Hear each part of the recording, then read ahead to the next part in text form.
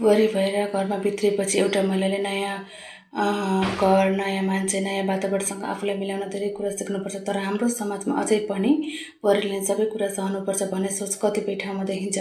बिहान सबै उठेर घरको कामदेखि परिवारका सबै सदस्यहरूको हेरचाह गर्नुपर्ने जिम्मेवारी बुहारीकै काँधमा आइपर्छ। आफू थाकेको भए पनि मुस्कुराउनु पर्ने, मन तोकेको भए पनि केही नभए जस्तो गर्नुपर्ने अवस्था आउँछ।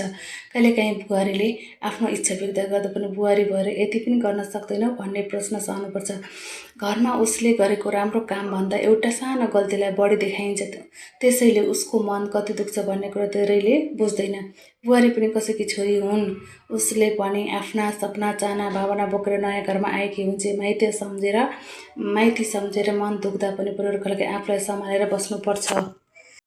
सबै घरमा यस्तो हुँदैन। धेरै परिवारले बुहारीलाई छोरी जस्तै माया र सम्मान पनि गर्छन्, तर जहाँ बुहारीलाई केवल जिम्मेवारी पुरा गर्ने व्यक्तिको रूपमा हेरिन्छ त्यहाँ उसको मनभित्रको पीडा कसैले बुझ्न सक्दैन। त्यसैले बुहारीलाई बुहारी मात्र होइन, परिवारको एउटा सदस्यको रूपमा हेर्न जरुरी छ।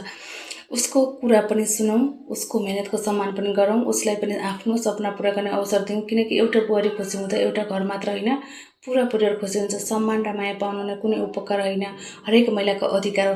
अन्त आज चाहिँ मैले के पकाएँ भनेर हजुरहरूले देखाइसकेँ होइन। सुरुमा मैले मसलाहरूलाई भुटेर अनि त्यसलाई पिसेर पनि राखेँ। अनि त्यसपछि चाहिँ चिकन पकाएँ। साथीहरू चिकनमा के हालेँ भन्ने कुरा सबै कुरा हजुरहरूलाई देखाइसकेँ। अनि त्यसपछि टमाटर राखेँ।